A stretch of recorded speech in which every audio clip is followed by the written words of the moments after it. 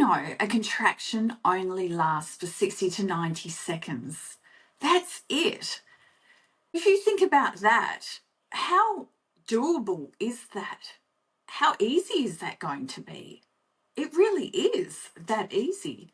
So you need to work at preparing yourself mentally for only 60 to 90 seconds of intensity. Now, notice I use the word intensity. I don't use the word pain. Pain sets you up to believe that it's going to be something that is going to hurt you. It's going to be painful. But a contraction can actually be just this wave of intensity that sweeps through your body that you get pleasantly surprised by because it's so doable. And all you have to do is surrender to it. So what are the mechanics behind a contraction? Well, you have two sets of very dynamic muscles in your uterus. You have your longitudinal muscles that run from your cervix all the way to the top of your uterus, which actually during a contraction literally contract and shorten. And as they shorten across the midline of your uterus, they actually pull up on your cervix. That's what they do. So they are shortening to pull your cervix up. As that is happening, you need a coordinated action of your horizontal muscles that are on the inside of your uterus to squeeze like rubber bands. They squeeze and push your baby down onto your cervix. That is the mechanics or the biomechanics of what a uterine contraction is. Right there, that's it. It's not complicated. But your muscles will stay in a coordinated action, helping your cervix to dilate if they are under the right conditions. And those conditions need to be one where you are producing oxytocin and endorphins to help your cervix to dilate open. If you don't have those conditions happening and you're producing adrenaline because perhaps you're in fight flight mode, you're anxious, you're fearing, you're stressed, you're worried, you've gone into this labor journey not feeling 100% mentally and physically prepared. If you produce adrenaline because of your fear, which is what happens, literally your muscles will receive the oxygenated blood in fight and flight, ready to flee. Where does that blood come from? It comes from your uterine muscles. So if the blood gets shunted away from the muscles of your uterus into your quads, your hamstrings, your gluteals, your arms, ready for fight and flight, running because you're full of adrenaline, catecholamines as they're called, then you're in the wrong place in terms of labouring. And this can make that coordinated action uncoordinated. So when you have a contraction, you have the shortening and you have a squeeze, but they're not coordinated. So you have a shortening and a squeeze and it's all out of whack. It doesn't work together, and so nothing happens on your cervix. It remains closed. And this is when women go into labour and they've got all that fear, anxiety, stress going on. They're producing adrenaline. They're really fighting having a contraction. They're not in surrender. They're not letting go. They're not trusting in the process.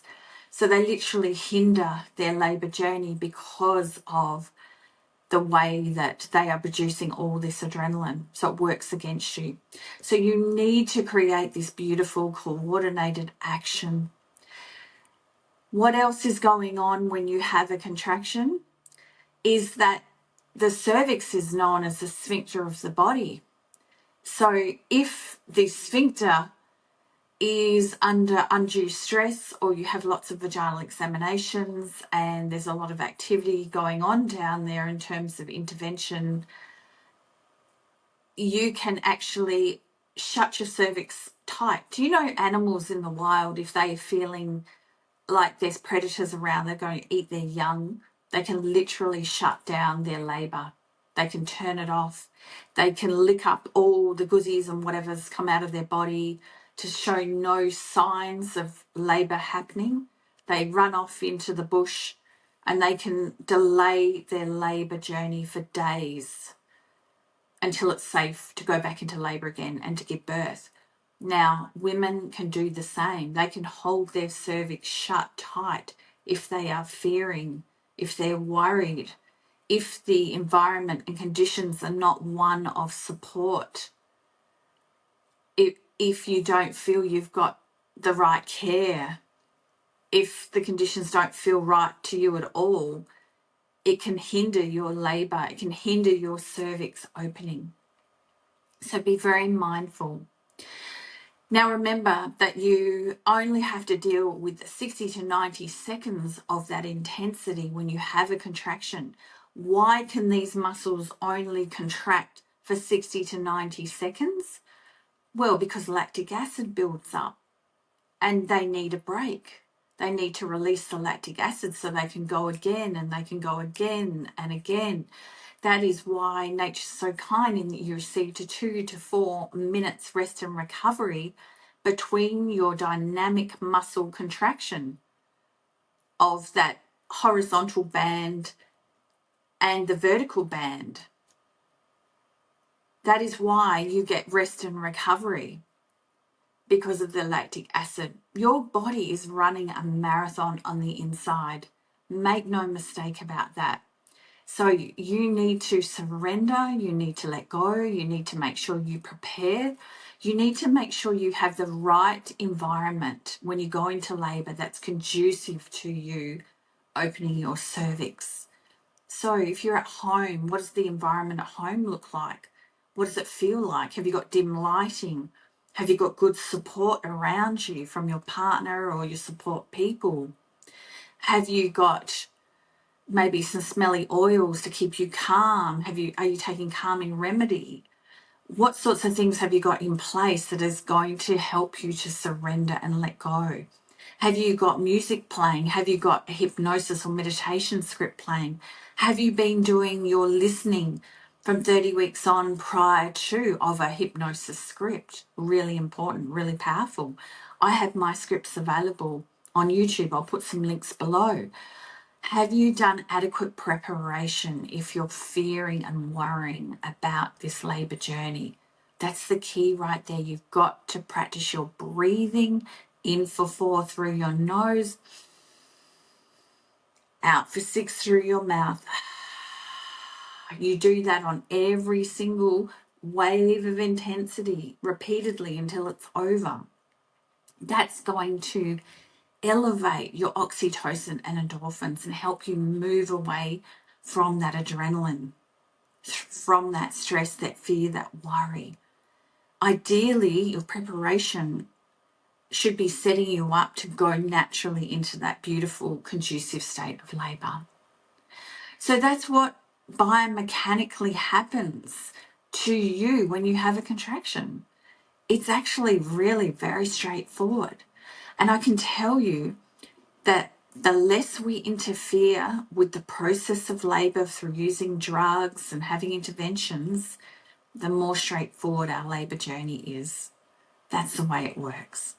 So be clear on what your birth wants and needs are. If you're not sure what they are, reach out. I'm available to do one-on-one sessions with you if you need help, if you need your support people skilled up, if you just want to debrief maybe a prior experience. Reach out. Please subscribe below. Please give me a thumbs up. All my details, links are below if you'd like to work with me.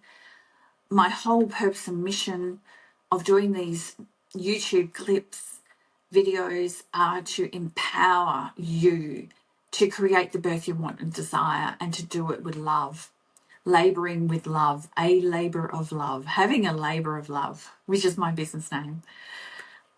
I hope that is how it works for you. Bye for now.